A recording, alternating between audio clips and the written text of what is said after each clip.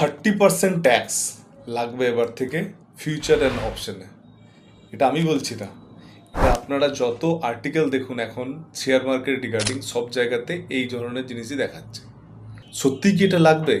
তো এটার জন্যই আজকের এই ভিডিও। নমস্কার, আমি কল্যাণ ভান্ডারী।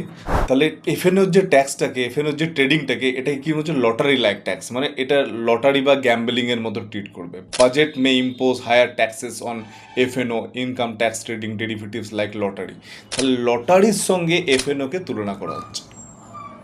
তো ব্যাপার কি, আপনাদেরকে তাই মনে হয় যে এফএনও অ্যাজ এ লটারি হিসাবে ট্রিট হবে? তাহলে লটারি কেন নয়, এই ব্যাপারটা আপনাদেরকে আমি ডিটেলে বোঝাচ্ছি। বিএসসি, বম্বে স্টক এক্সচেঞ্জ, এর একটা শেয়ার মার্কেটে চলে। তাহলে এই শেয়ারটা আজকে যদি আমরা লাস্ট 1 ইয়ারে যদি আমি খেয়াল করি, তাহলে এই লাস্ট 1 ইয়ারে ওর রিটার্ন হচ্ছে প্রায় 320%, মানে প্রায় 2000 টাকার কাছাকাছি, 1900 টাকার কাছাকাছিও বেড়েছে। তাহলে এই শেয়ারটার ইনকাম কোথায়?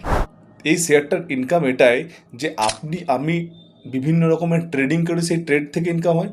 যে কোনো ব্রোকারিং স্টক, ধরুন জিরোধা, আপস্টক, আমি এঞ্জেল ব্রোকিংকে নিয়ে নিচ্ছি। এঞ্জেল ওয়ানের যে শেয়ার প্রাইস হচ্ছে, যদি আমরা লাস্ট 1 ইয়ারে চেক করি, এর রিটার্ন হচ্ছে মোটামুটি 62%-এর কাছাকাছি।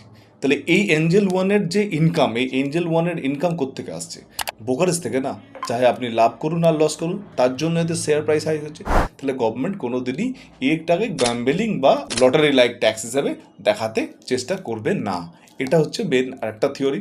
আরও একটা জিনিস আপনি মনে রাখুন, এসটিডি যে ব্যাপারটা, এই এসটিডি হচ্ছে সিকিউরিটি ট্রানজ্যাকশন ট্যাক্স। এই সিকিউরিটি ট্রানজ্যাকশন ট্যাক্স যদি কোনো ট্রেডের ওপরে লাগানো হচ্ছে, তাহলে সেটা তো কোনোদিন গ্যাম্বলিং হতেই পারে না। এটা তো নিশ্চয়ই আপনারা বুঝতে পারছেন। একটা জিনিস আপনারা ভাবুন, কোনো গভর্নমেন্ট তো বা কোনো গভর্নমেন্টের নেতা মন্ত্রীরা তো তারা নিজেদের পকেট থেকে কোনো কিছু জিনিস দেয় না। তাহলে এই যে আমাদের যে ফ্রিতে জল, ফ্রিতে ইলেকট্রিসিটি, বিভিন্ন জায়গাতে যে দেওয়া হচ্ছে বিভিন্ন রকমের প্রকল্প, এগুলো চালাতে গেলে তো ট্যাক্স লাগবে। তো গভর্নমেন্টের সব থেকে বড় ইনকামের জায়গা হচ্ছে কিন্তু এই মার্কেট।